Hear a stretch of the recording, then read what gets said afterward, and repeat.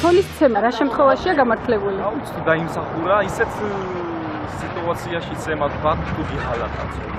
და ცოლის მხრიდან ქმრის ცემა? ცოლის მხრიდან ცოლმა როგორ უნდა ქცემდეს? არა, არც ეგ არის გამართლებული. ნუ იმ შემთხვევაში თუ ხალი გზასაცდენილია. აი ამ შემთხვევაში უნდა სცენო, მაგრამ თუ ის არის რა თუნდაც სცენო. და ქმარს? რა ქმარს? ქმრის ცემა გამართლებულია? ცოლისგან. დიახ. როგორ უნდა სცენო ქმარს რა ვიცი. თუ იქ სიყვარული არ არის შვილო. ურთიერთგაგება არ არის. ცემა კი არა შეიძლება თავი მოაჭრას. ცოლის მხრიდან ქმრის ცემა? როგორ შეიძლება? ეგ რაღაცნაირი ქმარი იქნება თუ მაგზინად მეიჩაგდა თავი. როცა უღალატებს ქმარს. აბარა, პატიოსნი ხალხს თემა არ უნდა. თუ იმსახურებს თუ რაღაცა დააშავა ისეთი.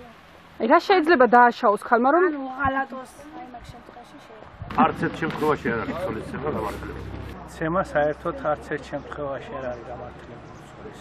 შეიძლება კაცმა ხელი ასწიოს, მაგრამ ცოლისაგან ის უკვე ვიცი რა შე. ეს უკვე ზომაზე გადასვლა, საზღვრის გაწყვეტა. ის კაცია, რაც ესეთვისე ებადდება. თუმცა ხშირად არა. როცა გაგაბლავს.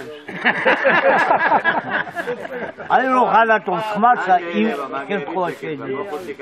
ერთადერთი ღალატის გამო. რომ შეიძლება ჩაარტყა მაგის გამო, მეტი არ აქვს. ისიც ქმარმა ცოლს. ცოლმა ქმარს? ცოლმა ქმარს რა ვიცი, აბა კაცებზე უფრო დასაშვებად მიაჩნიოს და. არც ერთ შემთხვევაში არ არის ქალის ცემა გამართლებული.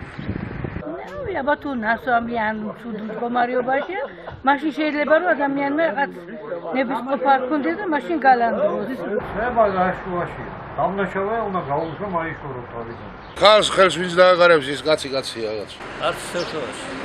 არც ერთ შემთხვევაში არ არის გამართლებული. დამსახურებაზეა რო გიღალატებს დამსახურება.